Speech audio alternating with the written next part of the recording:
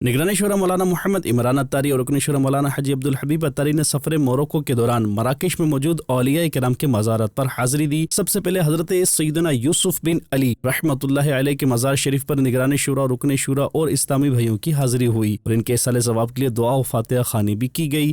اس موقع پر رکن شورا نے صاحب مزار کا تعارف بیان کرتے ہوئے مدنی خبروں کو بتایا۔ آپ کو تصوف میں امام تادلی کے نام سے جانا جاتا ہے۔ آپ مراکش میں سنہاجہ امازیغ کے خاندان میں پیدا ہوئے، اپنی پوری زندگی شہر میں بسر کی۔ لوگوں کو یہ معلوم ہو گیا کہ آپ کے پاس ایک ایسی روحانی طاقت ہے جو بھوک اور بیماری کے خلاف مزاحمت کرتی ہے۔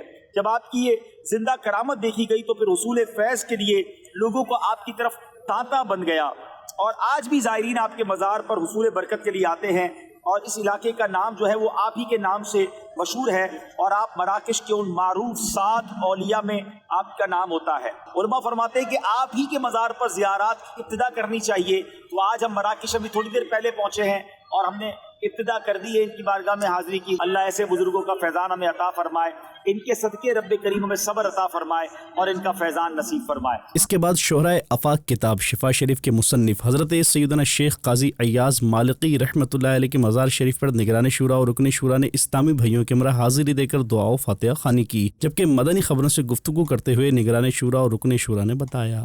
اللہ کی کروڑ رحمت ہے قاضی ایاز رحمۃ اللہ تعالیٰ علیہ، جنہوں نے شفا شریف کتاب تحریر کی ہے، اور باقاعدہ شفا شریف پر تو دنیا بھر میں اس کی شروحات لکھی گئی ہیں، اس پر درس ہوتے ہیں۔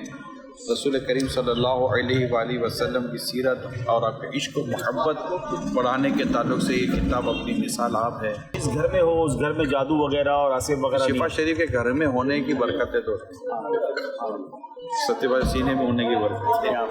یہ کتاب شفا کے لیے بھی بڑی کمال کی ہے، کیونکہ نبی پاک کا ذکر خیر ہے، سچے عاشق رسول کی بارگاہ میں حاضر ہیں۔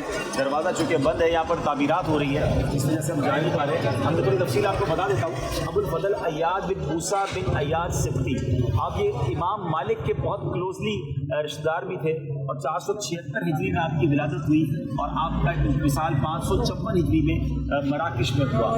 مالکی ہیں آپ، اللہ آپ کا فیضان نصیب فرمائے اور ہم سب کو آپ کے صدقے برکتیں نصیب فرمائے۔ اور پھر حضرت سیدنا شیخ ابو العباس سبتی رحمۃ اللہ علیہ کے مزار شریف پر حاضری کے دوران نگران شورا اور رکن شورا نے اسلامی بھائیوں کے ہمراہ دعا و فاتحہ خوانی کی، اور ان کا تعارف بتاتے ہوئے رکن شورا مولانا حاجی عبدالحبیب اتاری کا کہنا تھا۔ 7 رجال، 7 وہ عظیم ہستیاں جن کو 7 سینٹس بھی کہا جاتا ہے، ان میں سے ایک ہستی حضرت ابو العباس سبتی رحمۃ اللہ تعالی کے مزار پر حاضر ہیں۔ آپ کے بارے میں ایک بزرگ ہیں، وہ فرماتے ہیں کہ نبی پاک علیہ الصلوۃ والسلام کو خواب میں دیکھا اور پیارے آقا علیہ الصلوۃ والسلام سے ان کے بارے میں پوچھا۔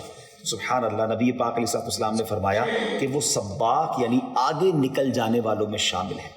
پھر مزید پیارے آقا علیہ الصلوۃ والسلام نے ارشاد فرمایا کہ وہ برق یعنی بجلی کی طرح پل صراط سے گزر جائے گا۔ ان کے بارے میں نبی پاک علیہ الصلوۃ والسلام کا یہ فرمان ہے، اور آج ان بزرگ کی بارگاہ میں ہم حاضر ہیں۔ اللہ ان کے صدقے ہماری مغفرت فرمائے اور ہمیں بھی پل صراط سے آسانی کے ساتھ گزرنے کی توفیق عطا فرمائے۔ اور اسی دوران درود پاک کی مشہور زمانہ کتاب دلائل الخیرات کے مصنف حضرت سیدنا شیخ محمد بن سلیمان جزولی رحمۃ اللہ علیہ کے مزار شریف پر نگران شورا اور رکن شورا اور دیگر کی حاضری ہوئی، جس دوران نگران شورا اور اسلامی بھائیوں نے دلائل الخیرات شریف بھی پڑھی اور ایصال ثواب کے لیے فاتحہ خوانی کی گئی، اور نگران شورا نے رکت انگیز دعا کرائی۔ یا اللہ ایمان پر استقامت دے، قبر و حشر میں آسانیاں کر دے، آمین۔ قبر و حشر میں آسانیاں کر دے، ہماری نزاع کی تکلیف دور کر دینا۔ اور پھر نگران شورا اور اسلامی بھائیوں نے حضرت سیدنا شیخ عبدالعزیز طبع اور حضرت سیدنا شیخ عبداللہ غزناوی رحمۃ اللہ تعالی علیہ کے مزارات پر حاضری دی اور دعا و فاتحہ خوانی کا بھی سلسلہ کیا۔